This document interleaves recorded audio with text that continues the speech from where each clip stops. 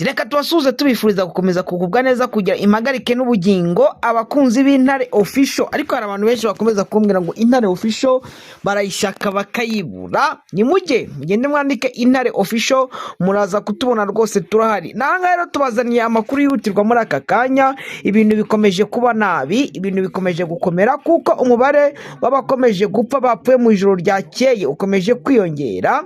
Amakuru aturuka muri Kinshasa nuko abajenerali bakomeje kwataka Felix Antoine Gisegeti banamuhereza gasopo kuba FRDC b'abajenerali bakomeze gufungwa nawe.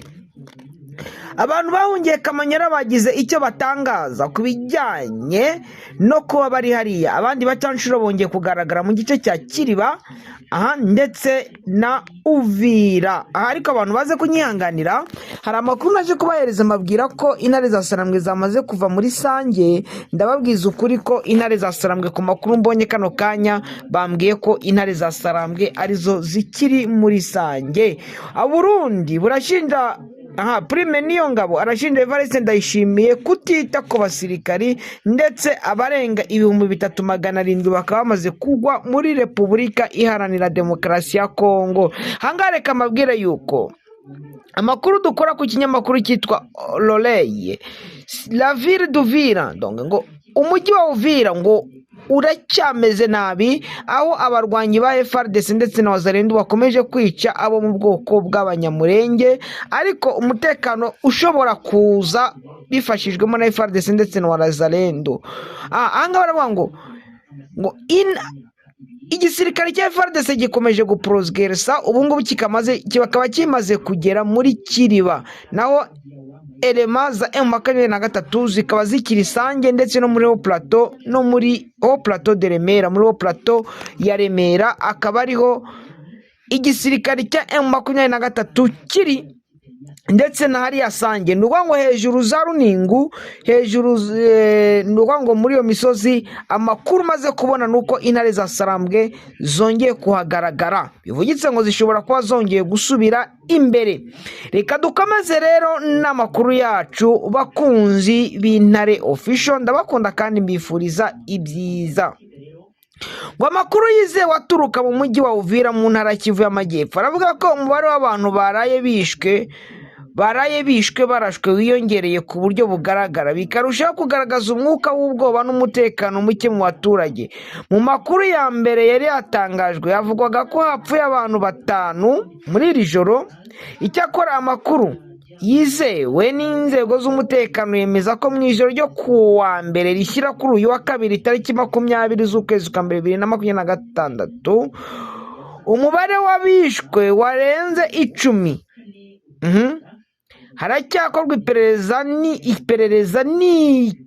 Haracyakorwa iperereza n'ikorwa ry'ishakisha ry'indi mirambo kuko hari imiryango ivuga ko yabuze ababo. Mumva yuko ibintu bikomeje kuzamba kandi abantu bakomeje kwicwa. Murabyumva neza rwose, abantu bakomeje kwicwa. Ibi byabaye nyuma yaho umujyi humvikanye amasasu menshi mu ijoro, bivuga ko yaraswaga n'ingabo za FRDC ku bufatanye na FDLR n'imitwe ya Wazalendo. Mu bamaze kumenyekana mu bishwe harimo umugabo wo mu bwoko bw'abafurero witwa Kado, wari umushoferi wiciwe mu gace ka Kamburungu ashinjwa gukorana n'umutwe wa M23. Nubwo nta bimenyetso by'ingenzi byigeze bitangazwa na FRDC byemeza ibi birego. Undi wishwe ni Mayere warasiwe ahitwa Kavimvira. Hari kandi undi wishwe muri quartier Nyamiyanda, mu gihe amazina y'abandi benshi ataramenyekana. Urumva ko ibintu bikomeje kuba nabi. Mwihangane rwose mumbabarire, inkorora nayo ndumva iba itameze neza.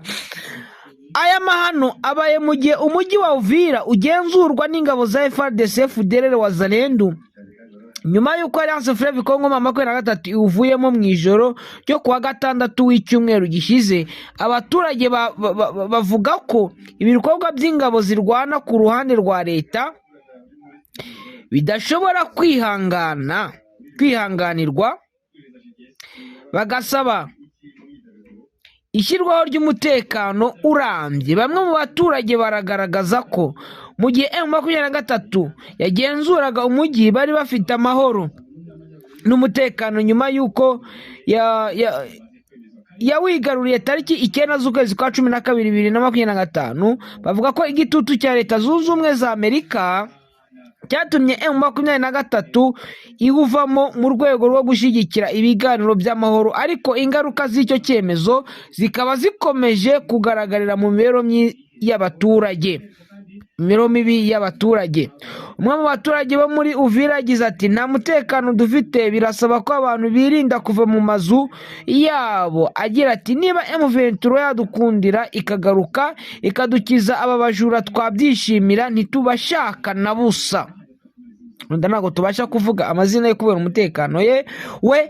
Usibye ubwicanyi, ingabo za FARDC FDL na Wazalendo zishinjwa kandi gusahura imitungo y'abaturage, kwiba no gusenya ibikorwa remezo mu bigo bya leta n'iby'abikorera ku giti cyabo byakoreraga mu mujyi wa Uvira. Ibintu bikomeje guhungabanya bikomeye ubukungu n'imibereho y'abaturage. Abaturage basaba ubutabazi bwihuse, ishyirwaho ry'umutekano uhamye ndetse n'ikorwa ry'iperereza rigenga ku byabaye kugira ngo abakoze ibi byaha baryoze ibyo bakoze kandi umujyi wa Uvira usubizwe mu nzira y'amahoro arambye. Ibingibi se Leta ya Kinshasa iraza kubyemera se? Ibingibi se Leta ya Kinshasa M23 niba itagarutse, urumva ko ibintu birakomeza kuzamba kandi ibintu bigakomeza kuba bibi cyane mu buryo biragaragarira amaso ababibona bose. Rwose ndahamya yuko babona uburyo ibintu byakomeje kuzamba, ibintu byakomeje kuba bibi. Mana ifasha abantu, Mana irengera buri wese, ni ugusenga cyane kugira ngo ibi bintu rwose abantu barebe ko byabasha gukemuka, intare za Sarambwe zikongera gusubira muri uriya mujyi, kuko ikibazo rwose ni ikibazo navuga gikomeye, ni ikibazo abantu bose ubona ko ari ikibazo gikomeye. Reka rero tugende twigire hariya. Abajenerali bo muri FARDC mwagiye mubibona uburyo Perezida Felix Antoine Tshisekedi yagiye abafunga, abazirika mu buryo bugiye bukomakomeye, ndetse akabajyana muri iriya yo bise ngo ni senise, abandi akabajyana muri demiape, harimo n'abakiri muri demiape no muri senise, abandi akabajyana ndoro. Abajenerali baje kumwihanangiriza, baramubwira ati wa mugabo we, mu gihe cyose ugikomeje gukora ibingibi ibintu biraza kukubera ikibazo. Bamubwira ko igisirikari cya Kongo, igisirikari cya FARDC atari propriété privée ye, kuko we ni n'umusivile, mwese murabizi. Bamubwira ko mu gihe cyose akomeje kubafunga no kubagira nabi, nawe ingaruka ziza kumugeraho. Bamwihanangirije rwose kandi bamubwira ko ibyarimo ari umukino, nawe atazi ibyari guhangana nabyo. Ni ukuvuga ngo nyuma yo gufata abajenerali bageze muri 50 bakoze kandi bazamutse kuri epoke ya Joseph Kabila, ubu ngubu promosiyo ye rwose nta promosiyo twavuga imaze kuzamura abajenerali, nabo yaba yarazamuye, nabo yasanze ari abakoroneri. Ingibi rero ntabwo bimuhereza amahirwe na make yo gukomeza kubafunga uko yiboneye, nuko nubwo ari wenda ari komanda supreme w'abakoroshari, ubona yuko rwose ibintu bishobora kumubera bibi, ibintu bishobora kumubera umwaku, mu gihe cyose ashobora kuza gukubitwa kudeta, akaza guhura n'ibibazo bikomeye. Ano makuru reka tuyakomereze n'ubundi, tuyakomereze mu kutumvikana n'ubundi gukomeje kugaragara mu bice bigiye bitandukanye. Ariko ahangaha rero aba bajinga nabo hano ubona yuko bakomeje bya bintu byabo by'ivangura. Abangabo muri FARDC ngo bari guprovoka icyo bita haine tribale, provocation de dérapage contre les innocents. Donc ubona ko abantu bakomeje no kwibasirwa, bakandika ngo antitutsi avale M23, ngo uyu nguyu niwo bavuga ngo yarwanyaga M23 ngo ari antitutsi ava M23 ngo protutsi dale M23. Ibi nibyo bagenda bagaragaza bavuga muri buno bwoko bw'abafureru. Ubona ko n'abafureru bamwe na bamwe ndetse n'ababembe nabo bakomeje kwicwa. Reka twikomereze twigire mu Burundi. Mu Burundi rero ngo Prime Niyongabo ibintu bikomeje kumubana bibi, aho akomeje kwataka Perezida Evariste Ndayishimiye amushinja kurya amafaranga y'abasirikari, ndetse hari abasirikari bagera mu 3700 bapfuye, abasirikari 1500 bagatoroka. Ubungubu barabimushinja bakamubwira yuko yagiye yibasira abasirikari ndetse amafaranga kugira ngo abohereze muri Repubulika Iharanira Demokarasi ya Kongo. Amafaranga babahaga bari baravuganye na leta ya Kinshasa aho kugira ngo yabahereze ubundi akayari uhari. Ibyo rero bikaba byaje gutuma Prime Niyongabo avuga ko atazumvikana na gake n'uriya mugabo wagiye ukora ariya makosa. Ati bishobora kuguhinduka mu kanya gake ndetse ukava ku butegetsi. Ngo mubyumve neza rwose, ibintu bishobora kuza kumuhindukira mu gihe atari kumvikana. Ariko ukabona ko Perezida Felix Antoine Tshisekedi na Neva bishobora kuza kubahindukana mu gihe bari abajenerali bose, yaba chef d'armée wo mu Burundi ndetse ugasanga nabo muri Kongo bashobora kuza bakabijyamo. Ukabona yuko bishobora kuza kubabyarira ikibazo bari abaperezida bombi mu gihe kutumvikana bikomeza kuza kubaho. Hano ndabona hari inama bavuga n'ubundi bamaze guhamagaza. Ino nama nayo reka nyirebe, nubwo mu Burundi bitoroshye, hashobora kuba kudeta ndetse n'Kinshasa ngo akaba kudeta. Bari abaperezida b'inshuti ugasanga bose bahise bavuyeho rwose. Hano ni ikinyamakuru, ariko kino kinyamakuru kirandika cyitwa Uvira Drone. Ntabwo rero napfa kwemeza ko ibyo cyandika ari ukuri, ariko reka mbivugeho ngo une réunion Diligence a été convoquée par la coalition M23 AFC dans la ville de Bukavu ce mardi 20 janvier 2026.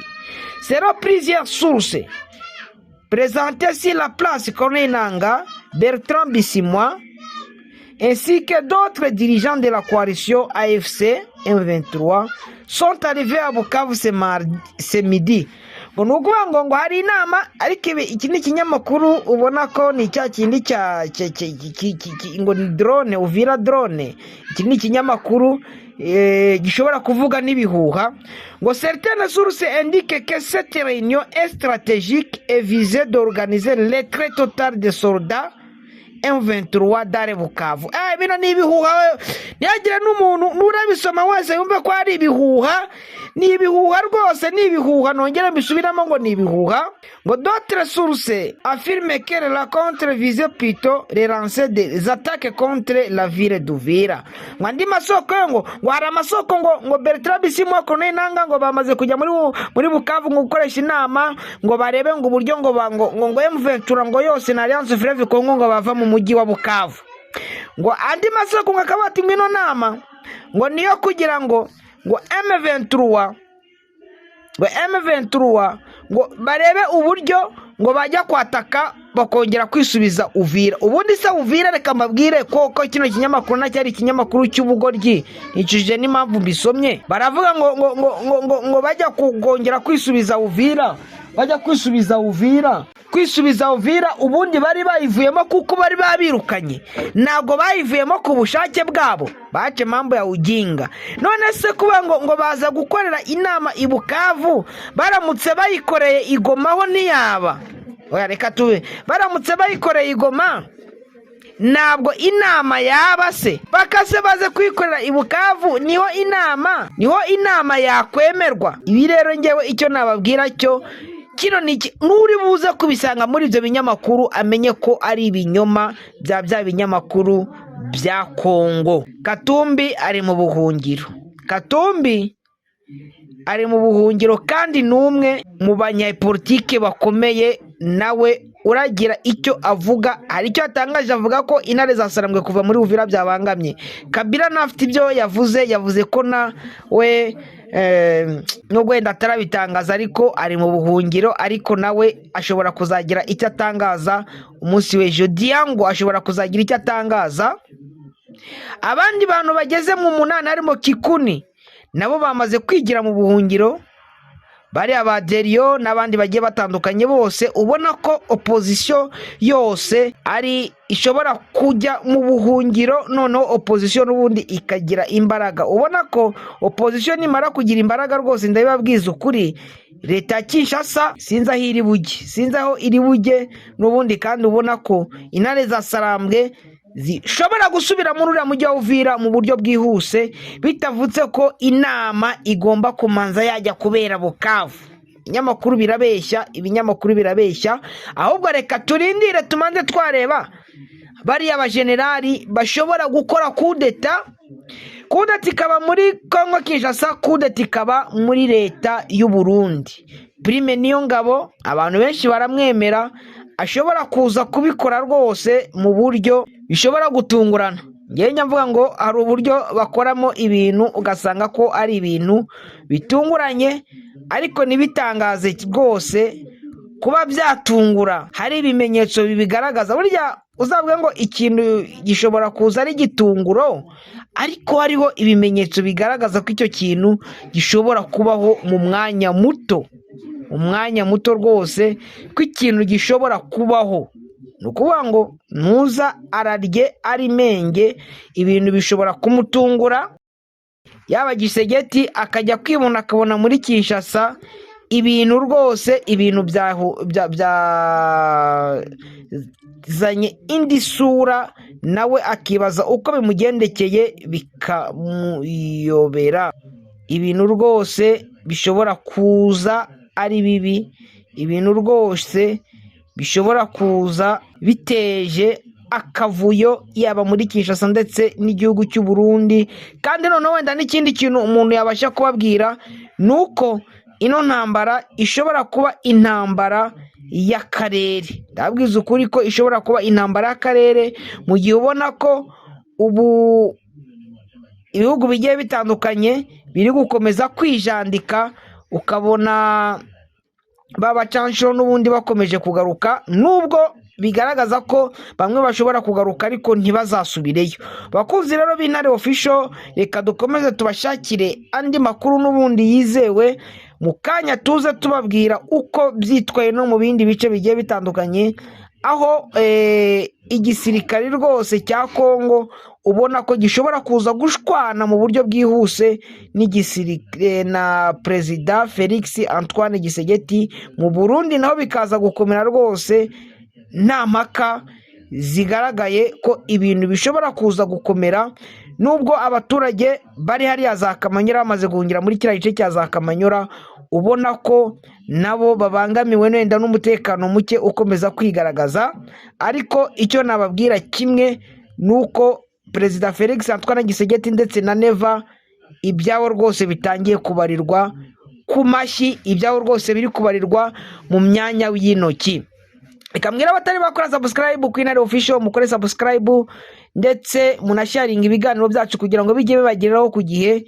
Ubundi noneho dukomeze dusangire ibitekerezo, comment zanyu zirakenewe, ndetse natwe kugira ngo amakuru akomeze kubagereraho ku gihe. Reka tubashimire rero, mbifurije gukomeza kugira impagarike n'ubugingo, kugira Imana n'amafaranga. Uwiteka akomeze kubana na buri wese uri kumwe natwe muri aka kanya. Imana ishobora byose rero ikomeze ibagire neza, kandi ihe buri wese icyo yifuza. Amen, amen.